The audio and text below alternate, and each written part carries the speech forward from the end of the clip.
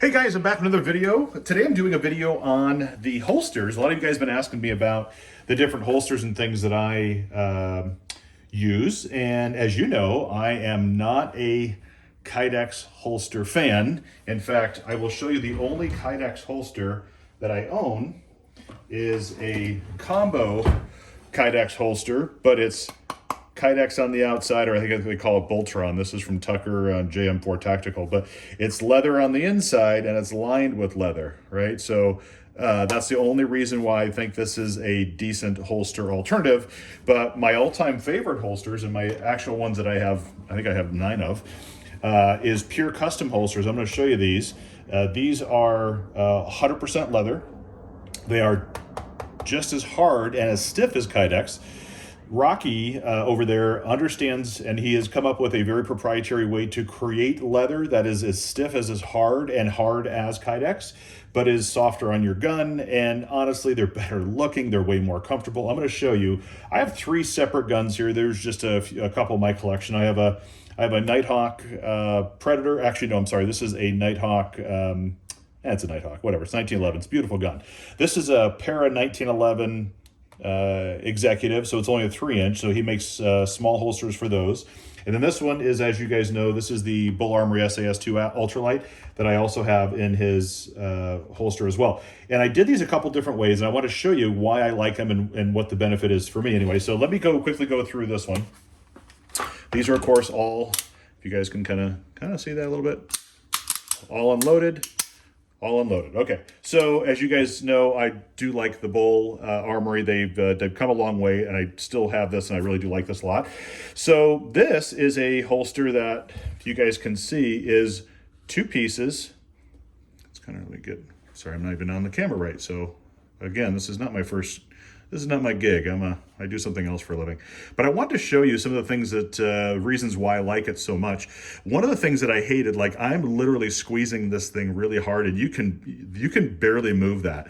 So one of the things that people don't realize is that over time, leather does give and does start to make it a little softer.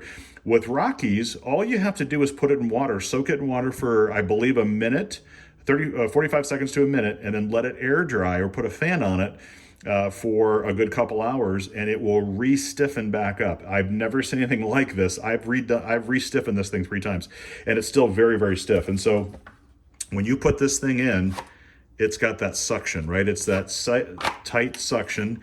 The fit and finish, guys, is amazing. Like you don't, I will point this at, because it is unloaded, but you guys can see the bottom. Now, this is designed as an outside the waistband, and you also have an inside the waistband, which I'll show you on this one with the loops. So you can adjust it. You can adjust the different cant. You can adjust however you want it. That's what I love about these holsters, and that's why I think they're just incredible. And I literally have, I believe I have 9 or 10. He will definitely correct me on that. But so I want to kind of give you an update on that one there. This is the SAS2 Ultralight, and you know, again, they're very specific. He has gun models for each one of these models that he just makes custom for each gun, and that's why it fits so well. Some of these holsters you see, like that one I showed you earlier, this one is specifically designed for a gun, but it will fit a lot of other guns not well. And that's what I like about Rocky's holsters, is that each one of these are custom fit for his guns or for the gun that you purchase, and there's no wiggle, there's no wobble. You know, these are just really, really, really well made. So anyway, okay, there's one. The other one, I'll put this one aside. The other one, as I was showing you before, this is my Para 1911. It's got that long grip, 3-inch, but he made this for me as well. And this, again, is a outside the waistband as well as an inside the waistband, right? So the belt goes through here, and it rides as low or high as you want it to. I kind of like that ride where, you know, only that much of the gun comes up. So, and it fits so nice. And as you guys can tell, I will take this out as well.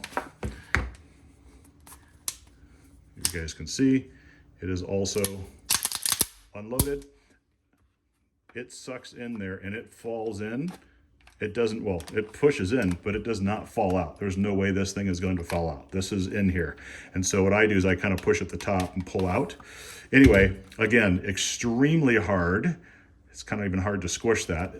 But these are fully molded already to your body, right? So when you put these on your hip, and these loops help distribute the weight, That's why I like these so much. That's why I think these are just incredible holsters. They're super stiff, super hard.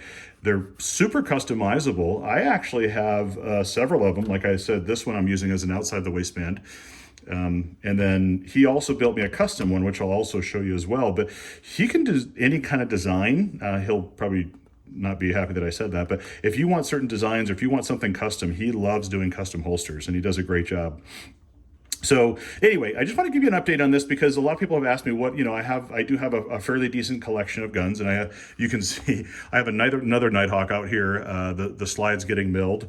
I have my Wilson that's getting milled, and then I have my C2 Tactical my C2 Staccato C2 that's also getting milled for red dots. So I'm definitely getting into red dots, and Rocky does probably one, and I don't have any yet. I'm actually picking it up this week. He makes a holster, inside the waistband holster, that totally encompasses the red dot.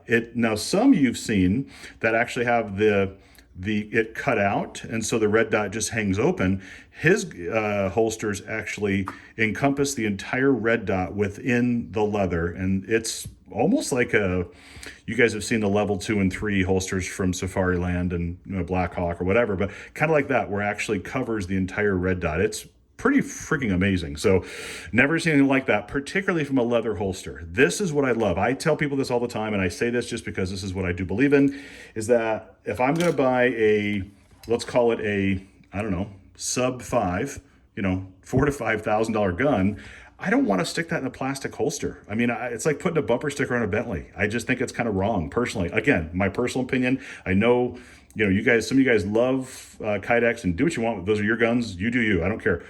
For those of you who love leather and love more about the craftsmanship, then I would highly suggest you guys look at Pure Kustom with a K, purecustom.com. He has done an amazing job. I get nothing for this. I literally still pay for all my holsters.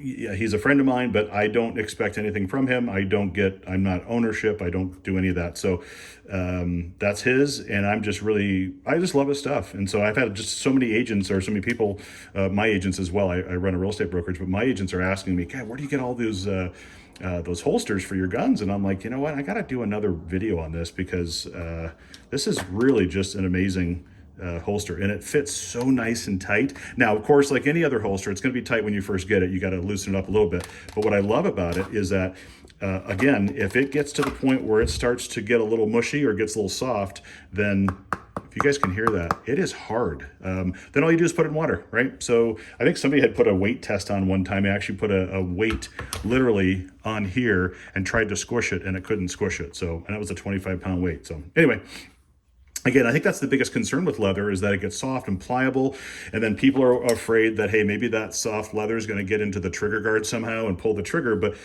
there is, as you can see, there is no way that anything would ever get caught in there. And so that's how it sits in there. And when it sits on your side, look at the curvature. Look how thin that is. That's what I love. These loops distribute a very heavy gun, distribute the weight. This gun here, let me show you my other one. I'll leave that one here for now. This one is my Nighthawk. I forget what Nighthawk this is. Anyway, you guys can correct me from whatever it is, but it's my 4.25 inch smoked nitride 45 caliber, because why else would you carry anything else? Just kidding. Just trying to get you guys all riled up. I love 9s, but I'm a big 45 guy. I have more 45s than I do 9s. But anyway, so my point is that it's just 44 ounces fully loaded with a mag. And so you need some weight distribution if you're going to carry it. I think that is a pretty sizable heavy gun. Not too heavy, clearly, but as you can see, nothing in there.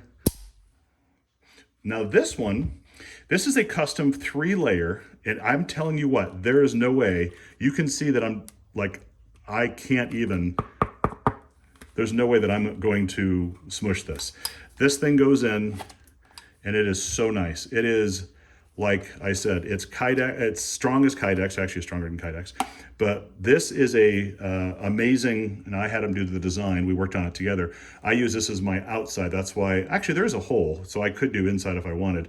But I do this as my range gun, or just a fun barbecue gun or holster, however you want to do it. But his holsters are so thick and so strong that they distribute that weight really well. So if you have a good heavy 1911, which I love, in fact, he and I were talking yesterday about, somebody had mentioned that 5-inch guns are not carry guns, and we 100% argue and disagree with that a 5-inch 1911 is completely a carry gun. It's just a matter of who's willing to carry it.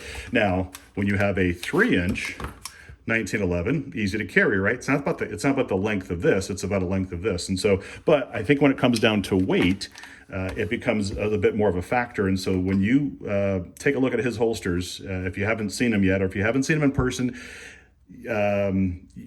take a chance. And I would say, they're not cheap. I'm not going to say that they're inexpensive, because nothing good ever is, but you will be 110% glad you did, because these things are just so amazing. Again, I have 9 of them. I think soon to have 12, because I got a couple more guns and I need more holsters. So anyway, again, just wanted to show you kind of what that looks like. That's a 37-ounce gun that is literally hanging in that holster. I'm sorry, put that down a little bit. And it's not going anywhere. I literally have to pull it out with my thumb. So again, Special Ops Pro. I keep calling it Black Ops. The Special Ops Pro is the one I like the best. These are custom outside. They can do inside.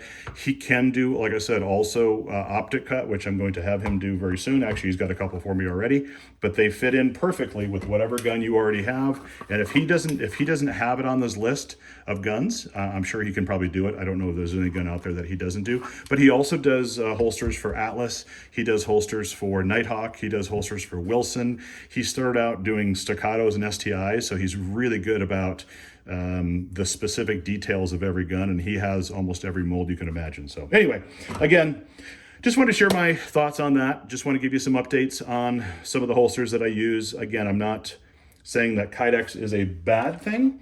I just certainly don't want to shove this gun into something that's plastic, and not that I'm worried about the finish. See, that does actually fit too, but I like the idea that it's got leather in there. And so one thing I don't like about this is just my personal, now I use it as an outside, so it's not a big deal, but if you use it as an inside, I know no one's ever won a trophy for holstering fast, but I don't want that thing to collapse. I want it to be very, very open when I go to reholster. So, all right, guys. Hope you've got some value out of this. If you have any questions, just go down below. It's www.purekustom with a K, Kustom.com. Rocky will hook you guys up. And, if you want anything else from me on my end, let me know. I'm more than happy to help. All right, guys. Have a great week.